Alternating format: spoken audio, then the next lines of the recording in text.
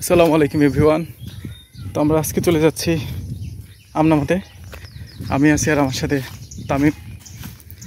So যেহেতু আর কিছুদিন পরে ফজলি আম পাওয়া যাবে না, মানে পাওয়া যাবে বলতে পেকে যাবে আর কি, কাঁচা আম আর পাওয়া যাবে না।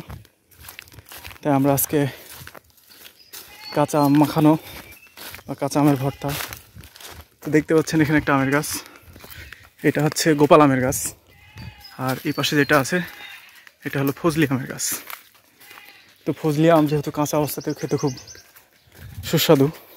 এই যে একটা আম পড়ে আছে অলরেডি, নিচটা খাতে পারা যাবে। তো গাছে উঠা লাগবে না, তুমি এটা ধরো, আমি ইয়ে করছি, তুমি ধরো। চলো গাছে আমি দেখছি, নিচ থেকে খাতে পারবে। তিনটা আম নষ্ট হয়েছে। দেখতে পাচ্ছেন বন্ধুরা, আমরা অলরেডি একটা আম নামা ফেলেছি।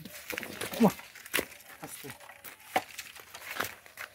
এই আমেরই আজ আম মাখানো হবে। চলে আসুন আমাদের সাথে।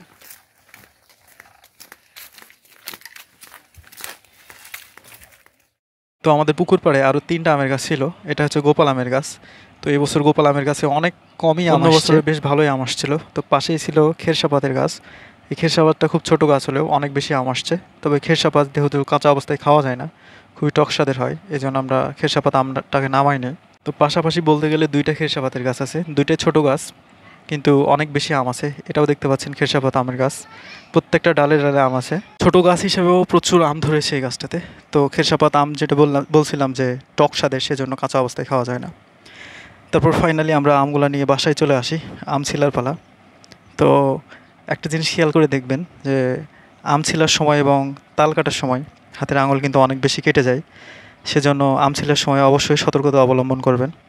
বিশেষ করে আমি যেমন হাঁসও ব্যবহার করে আম কাটতে পারি না, চাকুতে কাটতে খুবই এক্সপার্ট। চাকু ছাড়াও আম ছিলার আরও অনেক জিনিস আছে যেগুলো ব্যবহার করলে খুব সহজে কিন্তু আম ছিলে যায়। তো আপনারা চেষ্টা করবেন একটু সতর্ক অবস্থায় থেকে আম কাটার বা আম ছিলার। এমন রেকর্ড আছে অনেক যে তাল কাটতে গিয়ে মানুষের হাতের আঙুলি কিন্তু কেটে পড়ে গেছে। সো আমরা প্রায় আম কাটা শেষ করে ফেলেছি, মানে আম ছিলাটা শেষ হয়ে গেছে, এখন আম কেটে ফেলবো। তো যেহেতু আমি খুব বেশি প্রসেস করব না, হালকা একটু প্রসেস করে আমটা খাওয়া শুরু করব, মানে ফালি ফালি করে কেটে আমরা আমটাকে খেয়ে ফেলবো। এটা বিভিন্ন স্টাইলে কিন্তু খাওয়া যায়, কুচি কুচি করে খাওয়া যায় বা একদম পিষে ফেলেও খাওয়া যায়, যার যেভাবে ভালো লাগে। তো আমার এইভাবেই কেটে খেতে বেশি ভালো লাগে। তো আমরা 2 ধরনের এখানে মশলা ইউজ করছি, একটা হচ্ছে ধনিয়া গুঁড়া আর একটা হচ্ছে বিট লবণ। তো এই ছিল আমাদের ভিডিও। ধন্যবাদ সবাইকে।